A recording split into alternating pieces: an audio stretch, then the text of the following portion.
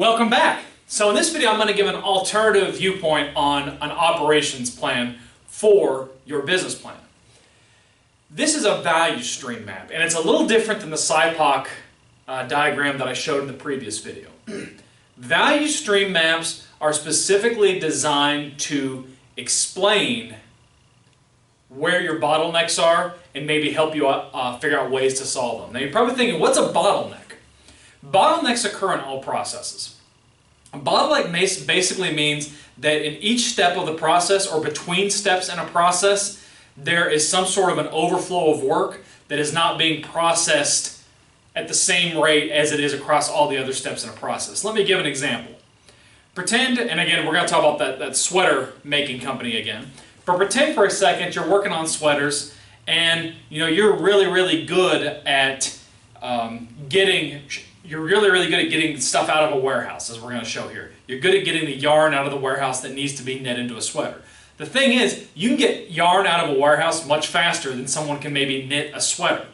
So you can just keep stacking up all the yarn right next to the person knitting. You can stack that up all you want, but the person making the sweaters cannot turn all that yarn into sweaters quickly enough. That would be an example of a bottleneck.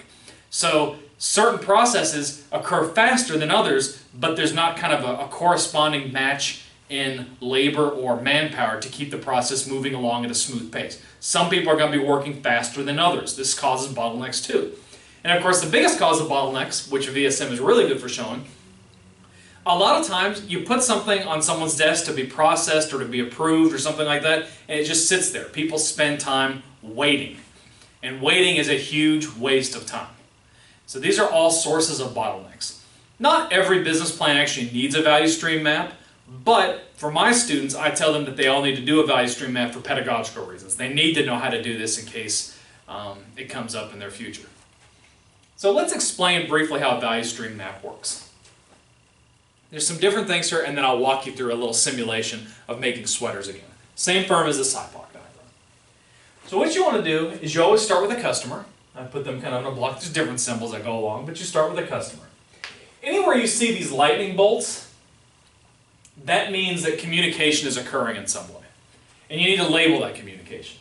So in this case, you see that a customer places an order and the communication occurs through the internet. In this case, you got some little eyeglasses here. That means a manager is actually leaving his office or her office and checking on the process, okay? Or the person processing orders.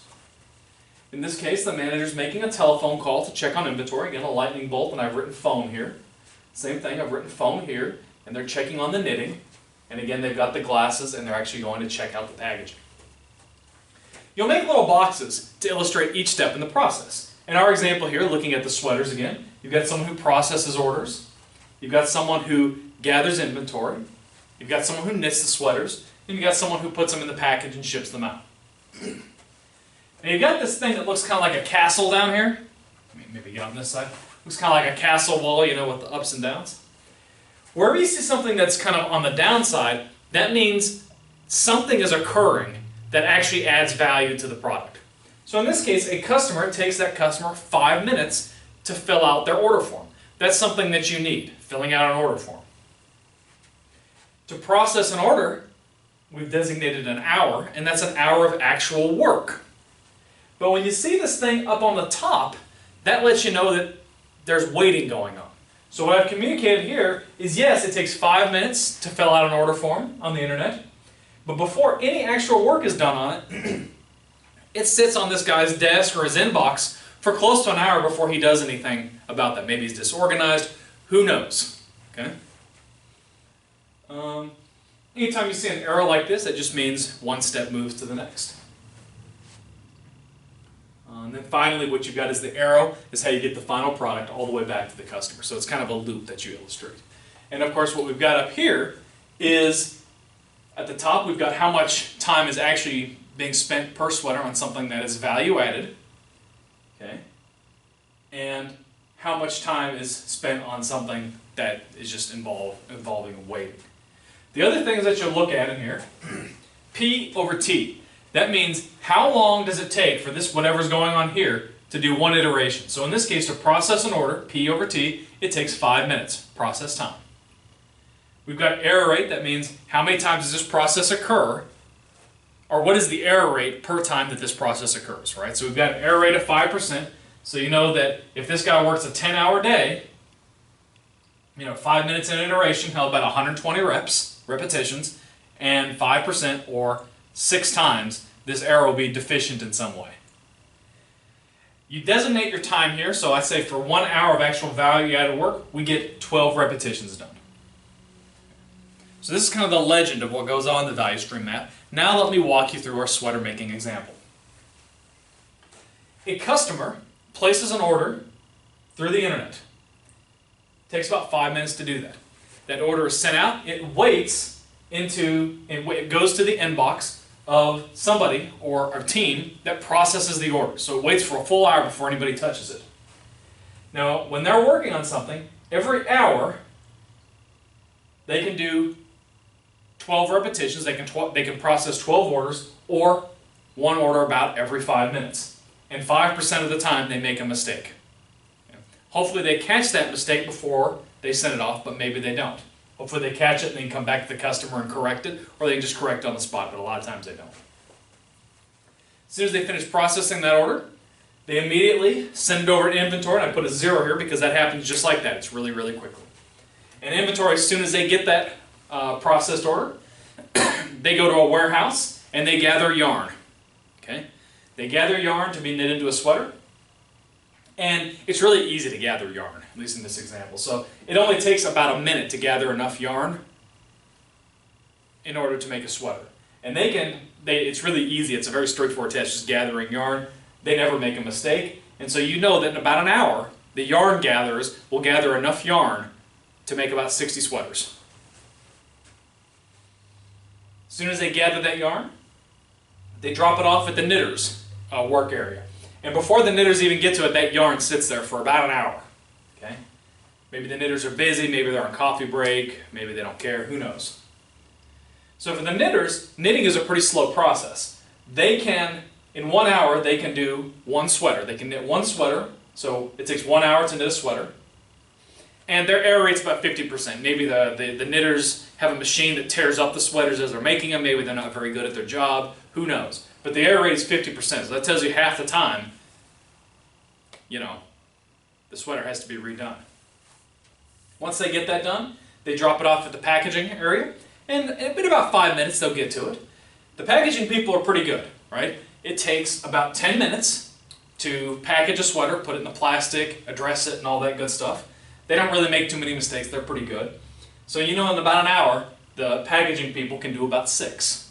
Send out 6 sweaters. They send that off. It takes 2 days by post, and it gets to the customer. Okay.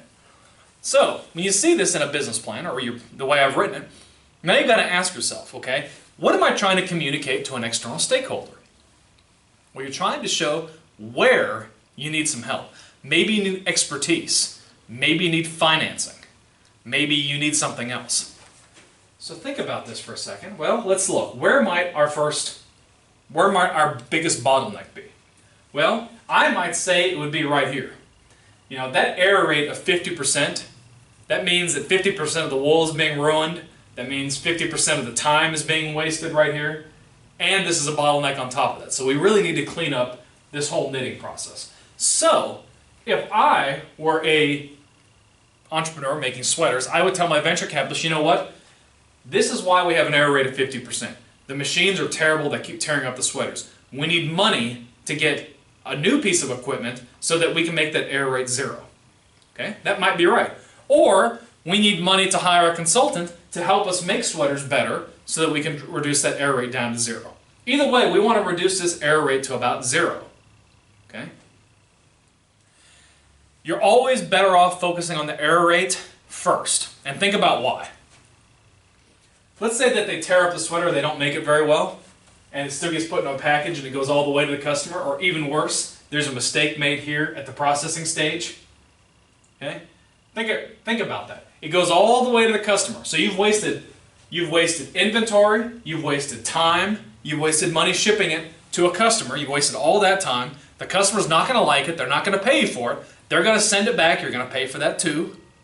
And then you got to redo the order anyhow, unless you just refund them. And then you got to redo the order anyhow to make it again. Errors are extremely costly, so you want to focus on getting your error rates down as much as you possibly can. Okay? So I'd say, get this error rate down. Communicate that to your external audience. And acknowledge that you're making mistakes. This is the time to be honest. So you say, great, got that down, now where do I focus? Most people would say, reducing the time it takes to make a sweater, or adding manpower to the knitting. I would caution you on that. I'd say, let's see if you can optimize this particular processing stage, right? Maybe say, hey, what we need is some money to hire somebody to develop a computer program for us so we can get that error rate down to 0. Maybe we need to hire a full-time IT staff. We need money for that. Maybe we need better training. Maybe we need something, but we've got to reduce this error rate here. That's what I'd tell you to focus on first. Okay? So get that down to about 0. Now come back to the knitters. Okay, great, you've got this error rate, as close to 0 as you can possibly get it, but, instead of basically every other hour producing an acceptable sweater, you're only producing 1 sweater per hour. Clearly, this is your bottleneck at the knitting. Because think about this, these inventory people, they can dump enough yarn at your doorstep to do 60 sweaters in an hour. That's how much yarn they can distribute to you, but you're only able to produce 1 sweater per hour. So what you want to do is you want to say, hey, I need to increase the number of sweaters that I can knit in an hour. And the question you got to ask yourself, they'll say, great, that's wonderful. How much money do you need? I need enough, money to hire additional workers, to get additional equipment, whatever the case is, for how many sweaters? Well, let's look at your whole process. Well, it would appear what you'd want to do is at least match this bottleneck to the second bottleneck. This is the most urgent bottleneck, but you see that's a volume of 6. There's no point in increasing the number of machines or the number of manpower to get this past 6 until you start working on this first, right? So go ahead and say, I want enough machines, I want enough manpower to get my volume up to 6 sweaters an hour at a 0% error rate. Once you get that kind of money, the process has still got some bottlenecks. So what you want to do, this would be the next one you focus on. I need help with packaging. I need better machinery. I need more employees. And I want to get this up to about 12. Okay? Once you get this up to about 12, this is no longer the bottleneck, and this goes back to being the bottleneck. Okay? Or maybe you say, I want to get this to like 10 and 10 or something like that. But you want to try to match this to the next bottleneck over here, which is a volume of 12. So you want to try to increase that 6 to as close to 12 as possible, keeping in mind that if you do that, this will become your next bottleneck. So you want to increase these as well. Okay? Now let's say you've got all the money that you wanted. You got 12, 12, and 12. You're probably thinking, oh my goodness, where do I focus my efforts next? Trying to get these things up to about 60, or at least as close to 60 as possible. Or maybe you redistribute your manpower, right? Maybe you've got so many people that are so efficient here at 60, maybe you can put them somewhere else.